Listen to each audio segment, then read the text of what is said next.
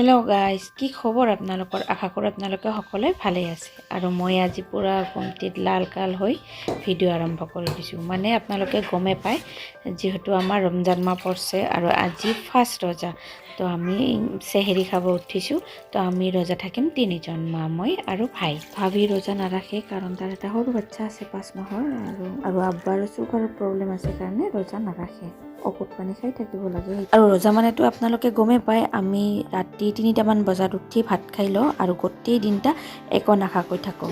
আৰু পিছ ৰাতি যিহেতু ঘুমটিৰ পৰা উঠাই নাযায়, চকু মেলাই নাখায়, তথাপিও উঠি কিবাকে মুখখিনি ধুই ভাত খাব আহিলোঁ। আৰু সেই পিছ ৰাতি উঠি ৰন্ধা বঢ়া অলপ সুবিধাই লাগে, সেইকাৰণে ভাবিয়ে চব্জিখিনি আগা ৰাতি মানে বানাই থৈ দিছে।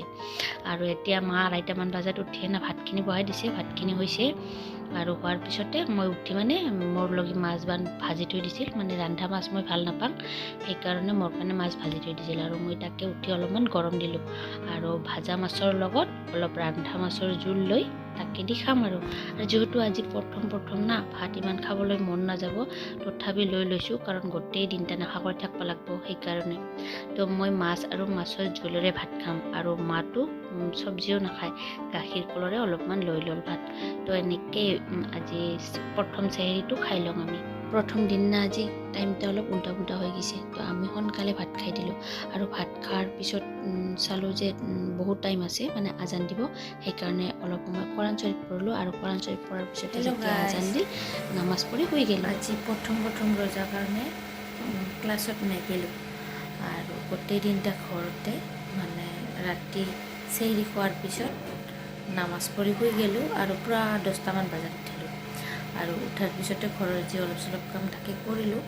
কৰাৰ পিছত আৰু গা ধুই নামাজ পঢ়ি কোৰাণ চৰীফ পঢ়িছোঁ, আৰু এতিয়া এনেই বহি আছোঁ, কাৰণ যিহেতু ইফতাৰৰ সময় হোৱা নাই। ইফতাৰৰ সময় হোৱাৰ আগত আমাৰ মানে ইফতাৰী বনা কাম থাকে যে, সেইখিনি কৰিম। এতিয়া এনেই বহি আছোঁ, আৰু আজি পূৰা বতাহ চলাইছে, সেইকাৰণে খিৰিকী দৰ্জা পূৰা লাগে থৈ ৰুমৰ ভিতৰত বহি আছোঁ। তো ভিডিঅ'টো আপোনালোকে চাই থাকিব।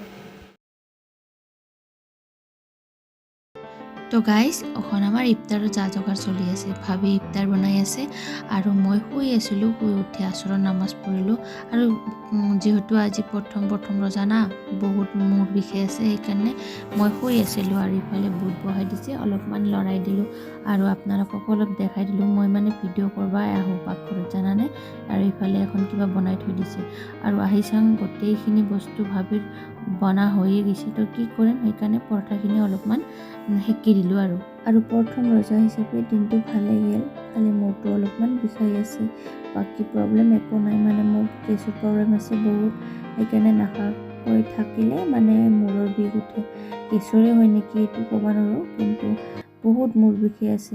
ৰন্ধা বঢ়া শেষ, আৰু ঢালি উলিও ৰেডি হৈছোঁ, কাৰণ বেছি সময় নাই, আজান দিবই। আৰু তো আজানো দিল, আৰু আমি গোটেইকেইটা লগ হৈ ইফতাৰ কৰি আছোঁ। মই, ভাই, মা, ভাবিটো ৰজাই নাই, তথাপি আমাৰ লগত ইফতাৰী কৰে, আৰু বাচ্চাকেইটা।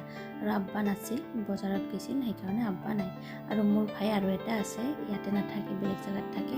কেতিয়াবা আহিলে আপোনালোকক অলপমান দেখাই দিওঁ। আৰু গোটেইখানে ভিডিঅ' দেখা ভাল নাপায়, কিছুমানক দেখাই নহয়। ইফতাৰ কৰি চৰি মূৰৰ বিষ উঠিছে, আৰু এইফালে ভাবি কাম কৰি আছে। খাই লৈ লেতেৰা কৰিছোঁ, ভাবি এতিয়া চাফা কৰিব। ভিডিঅ'ত আপোনাক কৈ আছো, তাই কৰিব পিছত কাম, মই গেলো, তাই কৰিব।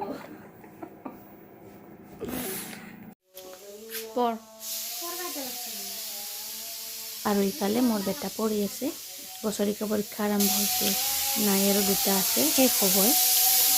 ভাবি হেল্প লাগব, হা নালাগে, হাহা কিয়া লাজ লাগে নেকি ভিডিঅ'ত এটা? লাজ হাঁহি আছে যে, আজানো দিল।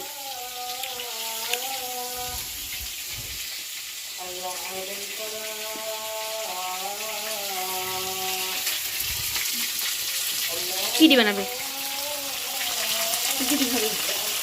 ভাজা আৰু গেডেৰা।